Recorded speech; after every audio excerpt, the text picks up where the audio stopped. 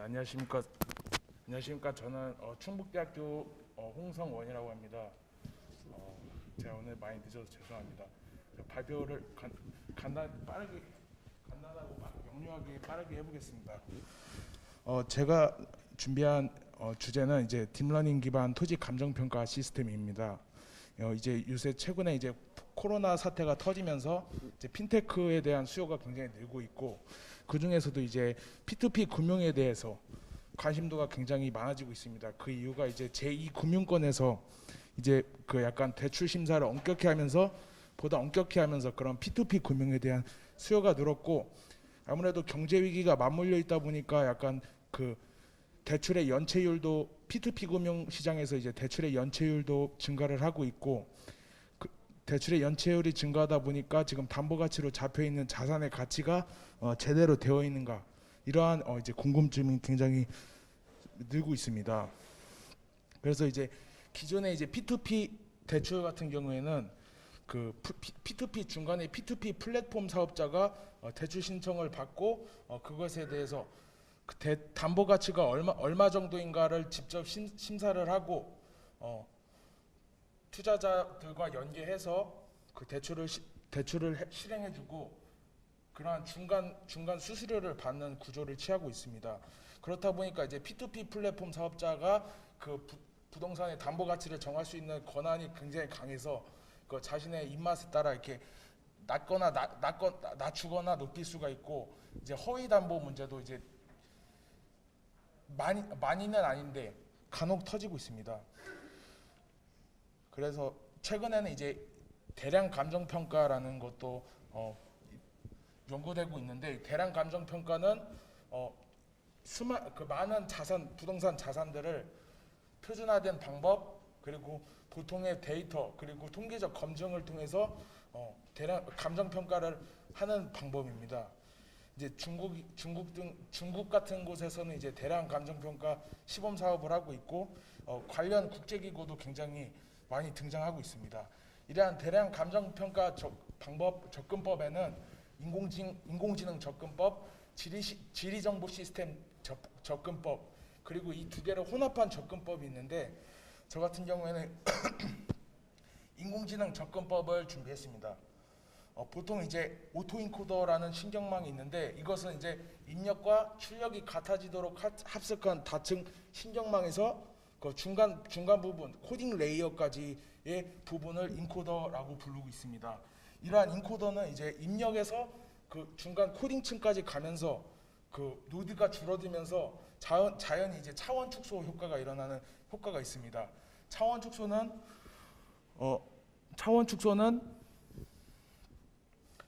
그 차원의 저주 문제를 해소하기 위해서 필요한 그런 과정인데,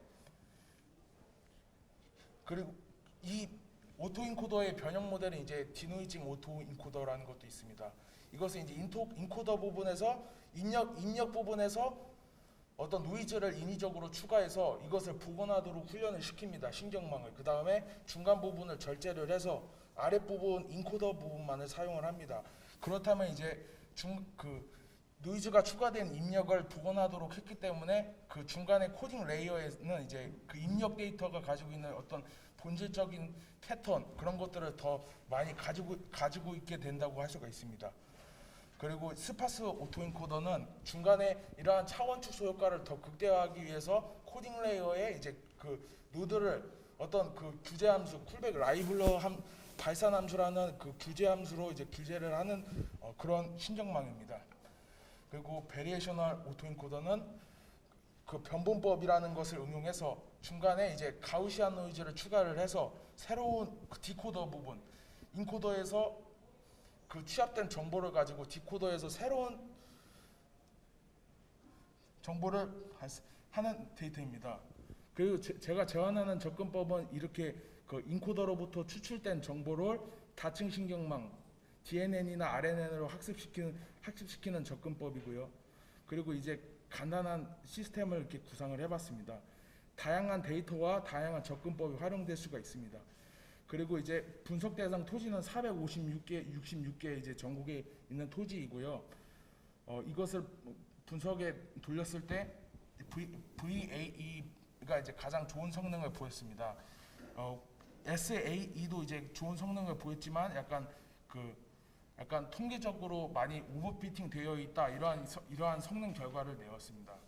그리고 저의 결론은 이제 많은 이제 기술적인 한계가 있는데 차원 축소에 있어서 뭐 얼마나 성능이 있는가 그런 것들을 다 확인을 할 필요가 있고요. 그리고 또 베리에이션 오토인코더에 대해서도 제가 굉장히 이론적으로 간과한 부분이 있기 때문에 그 부분에 대해서 더 집중을 하겠습니다. 감사합니다.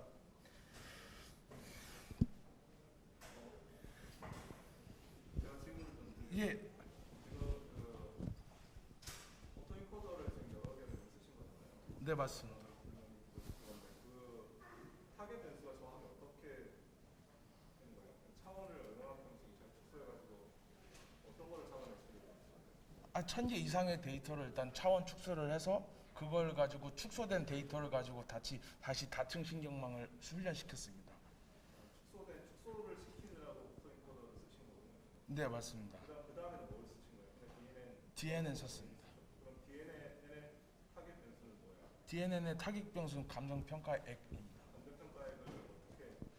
분류를 하셨어요? 아니면 리그레이션 했습니다. 미그레이션으로? DNN 좀 그냥 미그레이션 하셨고 그쪽에 차원 축소를 하시는데 그러니까 피처로 셀렉션 하시는데 오토인코더를 쓰시는 거. 네 맞습니다. 또 어떤 몇 개를 가지고 피처를 한정을 시키셨나요?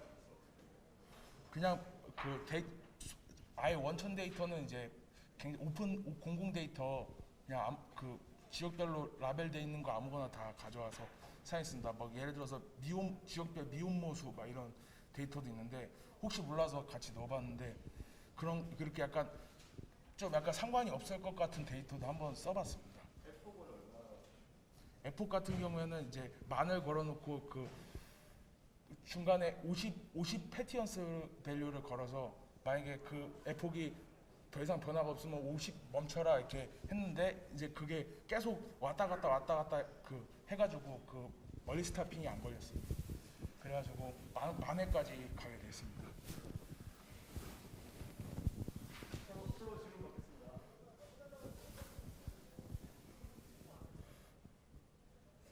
이거 하면 돈 좀 벌 수 있어요?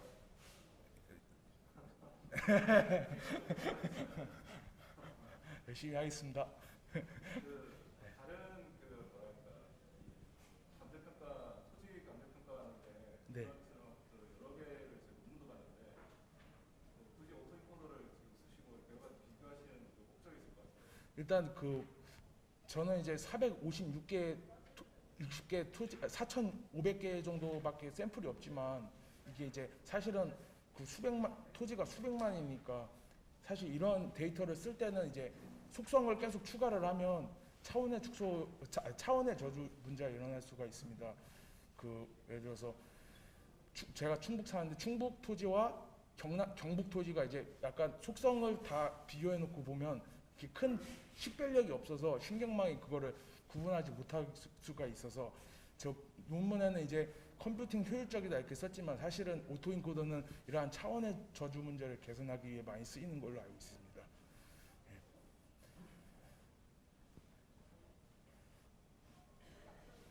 한시간 빨리 들어서 질문을 좀 받겠습니다.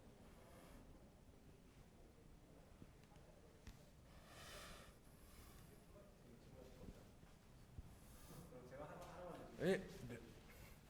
왜냐면 사실 레코멘데이션 시스템에 오토인코더의 차원 축소가 인플리티 매트릭스 같은 걸 많이 쓰기 때문에 네. 지금 말씀하셨던 스파스 데이터 문제가 지금 있어요. 네, 맞습니다. 각 지역마다 이렇게 감정평가라는 데서는 속성값이 다르고 지역마다 다르기도 하고 그 필지의 어떤 성격마다 다르기도 한데 근데 제가 지금 궁금한 거는 지금까지 가격들이 다 형성이 돼 있었잖아요. 형성이 돼 있고 등락폭이 일정하게 정해져 있는 상황에서 굳이 아까 타겟 배수 문제니까 굳이 이 가격을 커렉션을 했을 때 얻을 수 있는 이익이 뭘까? 원래 한 100만 원짜리 토지가 101만 원, 102만 원 되고 등락이 된다 안 된다가 중요한 게 아니라 언제 뛸지가 중요한데 그거는 현재 있는 가격을 맞추는 거잖아요. 미래 가격을 맞추는 게 아니라. 네. 그러니까 이거를 했을 때 과연 우리가 스탑핏을 얻을 수 있는 방향으로 가는 것인가 아니면 뭔가 가격이 확실하게 모르는데 필지에 가격이 정해져 있지 않은 가격을 사실 레커멘데이션 시스템에서 보고 이걸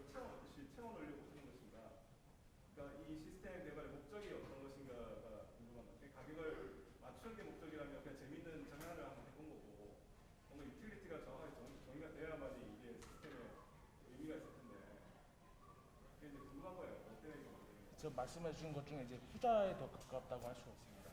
보통 이제 약간 투자 목적이라기보다는 거기 부동산 값이 오르는 데를 찾아서 거기 시세 차익을 하겠다 이런 취지보다는 이 토지가 감정 평가를 받으면 대략 어느 정도의 평가액을 받을까 약간 이런 것들을 알아보기 위한 취지입니다. 그래서 한 40년 전에 평가를 받았는데 네. 지금 와서 평가받으면 얼마를 받을까?